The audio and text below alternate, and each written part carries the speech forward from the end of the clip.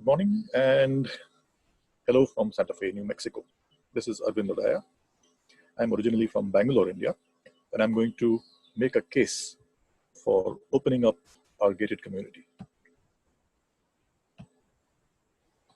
The trigger and motivation behind this thought balloon was the glaring difference of status between trained and untrained design practitioners vis-a-vis untrained or unqualified artisans, or as I like to call them, craftists. The image on the screen is one of one such worker at the National Institute of Design, NID, who recently passed away. And this is taken from the social media tributes that were paid to him by many of the students who learned from him. It was when teaching design to people like this, who lacked the privilege of Western influence or exposure, that I had my epiphanic moment, that the training that I was imparting was mostly about Western cultural and techno-economic values, rather than any intrinsic or agnostic technical parameters about design. It struck me then that design education was, or is, by and large, a massive acculturation project, along with its shadow, deculturation.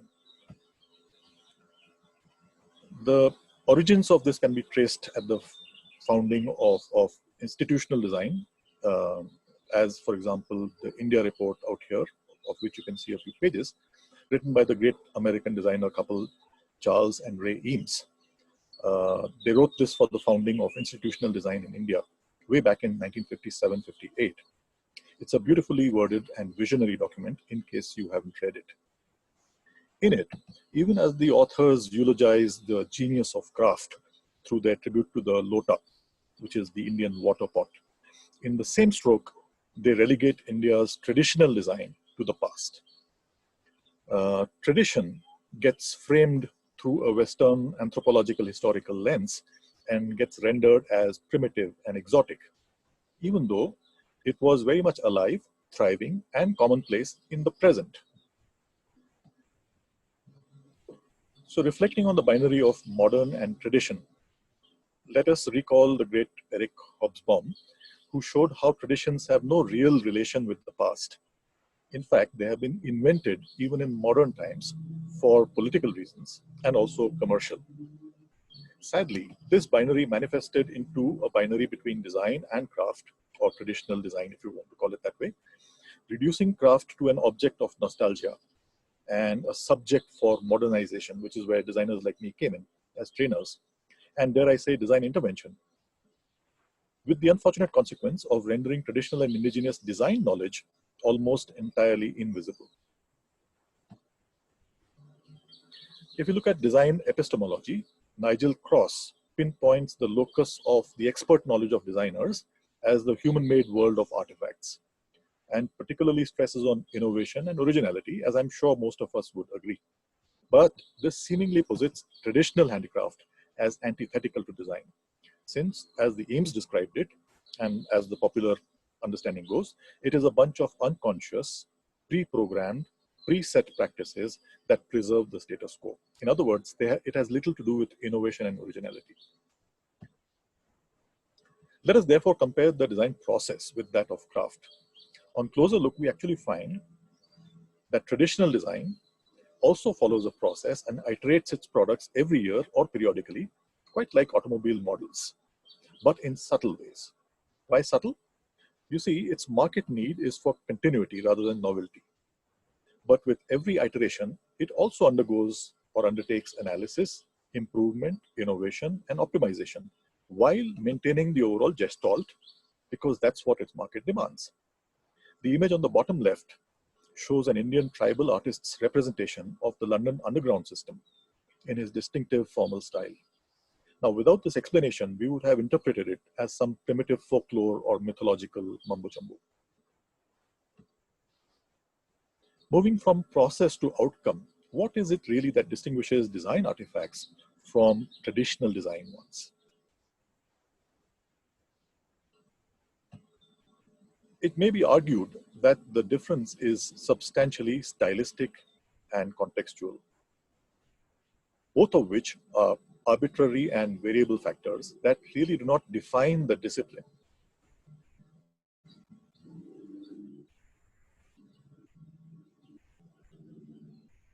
So much of it, as you can see, as at least I understand it or I see it, is about symbolism and tradition or context. Now, moving to disciplinary knowledge, Cross and more recently Wood and others do mention tacitness in designerly knowledge, but they limit it to the skill aspect. So whose failure is it if tacit or oral knowledge does not get explicated formally? Certainly not of the traditional designers. It's a good time also to recall Polanyi's immortal quote here, which expresses to me the limitation of language in itself or articulation itself. And therefore, the question that comes up is which formal language can claim to thoroughly capture every aspect of design knowledge? Isn't much of it also tacit, embodied, and defying verbalization? In design reviews, which we may have been part of, we often check verbalization in favor of letting the artifact speak. It is no different with craft. And as anybody who has worked with or interacted with a great craftist would know, that applies to design knowledge or traditional design knowledge as well. Balaram writes that artisans are storehouses of knowledge that constitute a wealth of learning. He cites a popular aphorism that in oral cultures, when an artisan dies, 100 libraries are burnt down. To conclude, I refer to the effort to place design in the league of science, which thankfully seems to have retreated of late. As recently as 2016, Jones and others concluded that there is so far no independent epistemic basis to establish design as a recognizably independent discipline. Now, this may sound really disheartening or devastating for us, but in fact, we are witnessing, as we know through practice, what one may call a turn towards humanness or humanities in design, with words like emotion and empathy coming into play. It does appear that, referring to the great Herbert Simon, we will learn more about the science of artificiality the more we embrace our humanness. This opens up a historic opportunity, in my view, to draw in various design cultures to join the mainstream and enrich the discourse. Recalling Mahatma Gandhi, who said, "Find purpose, means will follow," can we merely agree on the core values of design, something like intent, quality, outcome, and open up everything else?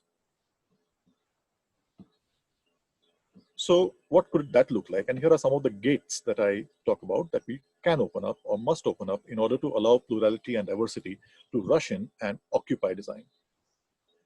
Materials and production processes, temporality, which is the kind of periods, so to speak, or post-war kind of economy in which design was founded, supposedly, and speed of process, which is no longer about acceleration and rapidness. Vocabulary and method, even the language, which is overshadowed by a specific language or a specific cultural aspect of language, and methodology, and last but not the least, culture and aesthetic, which is what the acculturation project ends up being. Can you imagine the incredible diversity and so variety that we'd suddenly be enveloped around? My intuition is that it would still share a common and inspiring core of wholesomeness, sublimeness, and exquisiteness if we remain uncompromising on those few core elements like intent, quality, outcome. Of course, to be appreciated in context. I am confident that doing this would actually boost many of the emerging areas of interest and relevance for design, such as slow design, circular design, local design, design for the commons, spiritual design, design and storytelling, and of course, indigenous design. Thank you for your patience and attention. I would love your feedback and even more, opportunities to put these exciting ideas into practice. Have a good rest of the day.